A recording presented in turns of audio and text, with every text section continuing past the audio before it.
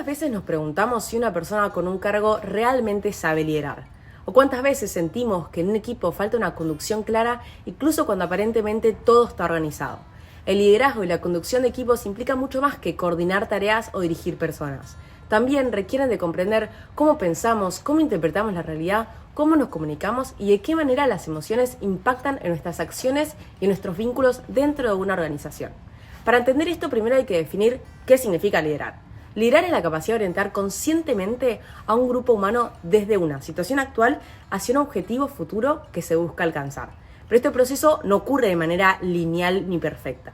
Dentro de los equipos aparecen constantemente situaciones de crisis, cambios inesperados o momentos de incertidumbre donde las fórmulas que antes funcionaban dejan de dar resultado.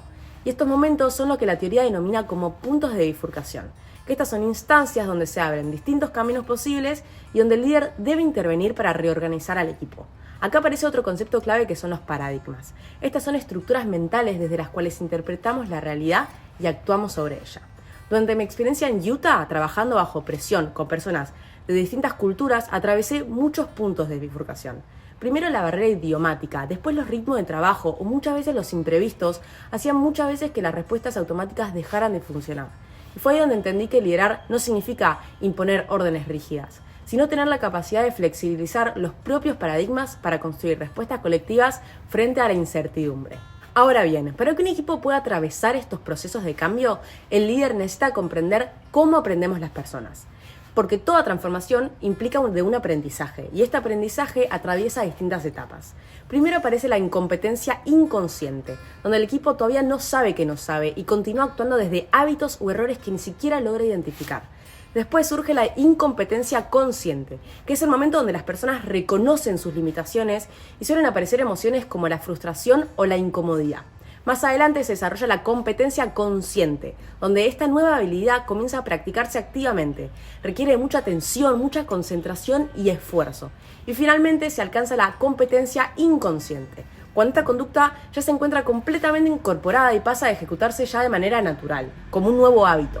Justamente uno de los roles más importantes del líder es identificar en qué etapa se encuentra su equipo para poder acompañarlo desde ese proceso de transición entre una etapa y la otra.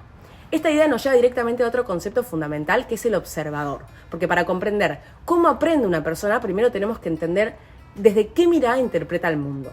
Desde la ontología del lenguaje, Rafael Echeverría sostiene que el lenguaje no solamente describe la realidad, sino que también la genera. Es decir, las conversaciones influyen directamente en nuestra identidad, en nuestras acciones y en la forma en la que construimos sentido sobre lo que vivimos.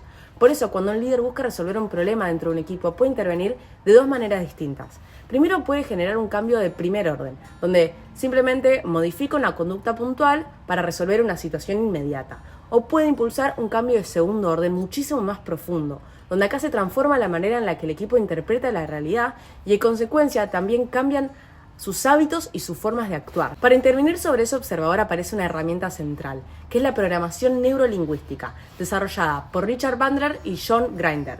La PNL busca comprender cómo las personas perciben el mundo, cómo procesan la información y cómo comunican esa experiencia.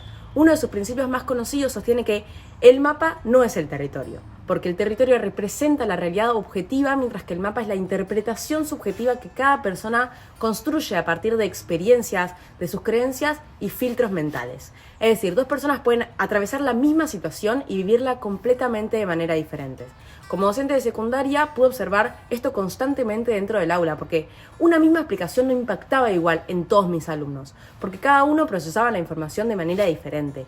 Algunos necesitaban estímulos más visuales, como esquemas o imágenes, otros comprendían mejor desde lo auditivo, con explicaciones más pausadas, y otros necesitaban experimentar corporalmente el contenido para así poder incorporarlo.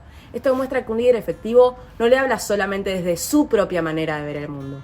También necesita comprender e identificar el mapa mental de las otras personas para generar una comunicación realmente efectiva. Y para entrar en sintonía con el otro, la PNL propone una herramienta que es el rapport. Esta es la capacidad de construir un puente de confianza y conexión con el otro.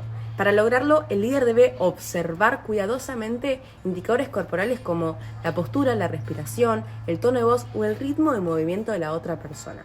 Y a partir de esta observación se puede acompasar y espejar sutilmente ciertos comportamientos corporales para así facilitar la empatía y disminuir las barreras defensivas. Esto no implica imitar artificialmente al otro, sino generar una sensación de sincronía que favorezca la escucha mutua y la construcción de confianza. Pero el cuerpo nunca está separado de las emociones. Las emociones predisponen inmediatamente al organismo hacia determinadas acciones y tienen un impacto directo en el clima organizacional. Y para comprender esto resulta útil el modelo del cerebro triuno de Pock-McLean. Te explica cómo convivimos con respuestas instintivas, emocionales y racionales. En situaciones de mucha presión o estrés laboral puede ocurrir lo que Daniel Goleman denomina como secuestro emocional. Esto sucede cuando el sistema límbico toma el control de la conducta y disminuye en nuestra capacidad racional de análisis. En estos momentos, las personas reaccionan desde el miedo, la impulsividad o la defensa, y esto afecta negativamente los vínculos y la dinámica del equipo. Un equipo que está atravesado por el secuestro emocional pierde confianza, claridad y capacidad de escucha. Por eso el liderazgo emocional no consiste en reprimir las emociones, sino en aprender a gestionarlas conscientemente. Y justamente ahí aparecen las intervenciones desde otros dominios. Muchas veces modificar la respiración, la postura corporal o incluso el tono de voz puede cambiar completamente el estado emocional desde el cual una persona está actuando. Durante momentos de mucha tensión en mi trabajo, tuve que aplicar personalmente herramientas de asociado y disociado. Cuando sentía que el estrés me sobrepasaba y quedaba completamente absorbida por la emoción, intentaba tomar cierta distancia mental para observar la situación desde afuera, como si fuera una espectadora externa. Este ejercicio me permitía recuperar claridad, bajar un poco la intensidad emocional y volver a tomar decisiones de una manera más equilibrada para el equipo. Y acá entendí algo importante. La confianza dentro de una organización no se construye solamente desde el discurso, sino desde la coherencia entre lo que un líder dice, piensa, siente y hace. Finalmente, toda esta construcción se materializa en el dominio lingüístico, que es una de las herramientas de intervención más poderosas del liderazgo. Retomando nuevamente a Rafael Echeverría, el lenguaje no es inocente. A través de él coordinamos acciones, construimos relaciones y abrimos o cerramos posibilidades dentro de un equipo. Dentro de los actos lingüísticos encontramos las afirmaciones, que describen hechos concretos. También están los juicios, que expresan valoraciones subjetivas y necesitan estar fundamentados. Y las declaraciones, que tienen la capacidad de transformar realidades y generar nuevos escenarios de acción. Sin embargo, la comunicación humana nunca es completamente exacta. Desde la PNL se explica que nuestras experiencias pasan de una estructura profunda, donde existe toda la complejidad de lo vivido, a una estructura superficial, que es lo que finalmente expresamos mediante las palabras. Y en este pasaje aparecen inevitablemente ciertas transgresiones lingüísticas. Entre ellas se encuentran las eliminaciones, donde omitimos información importante. Después están las distorsiones, donde modificamos relaciones lógicas entre hechos, y por último las generalizaciones, donde convertimos experiencias aisladas en verdades absolutas. Muchas veces los conflictos dentro de los equipos nacen justamente entre estas interpretaciones incompletas o distorsionadas de la realidad. Por eso la PNL propone el metamodelo del lenguaje, que es una herramienta basada en preguntas precisas que permite recuperar información, desafiar esas generalizaciones y clarificar significados.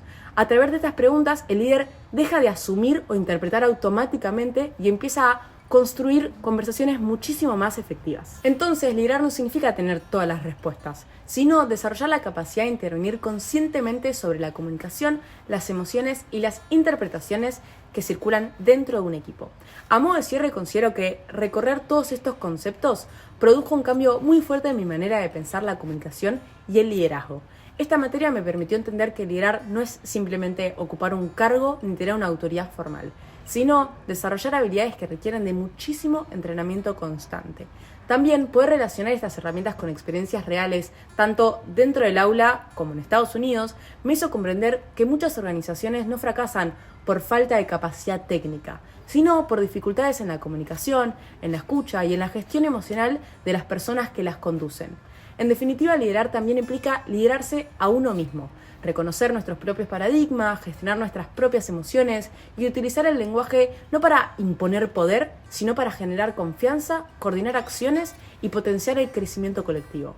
Porque al final la verdadera pregunta no es quién tiene el rol de líder dentro de un equipo, sino desde qué lugar elegimos influir en los demás.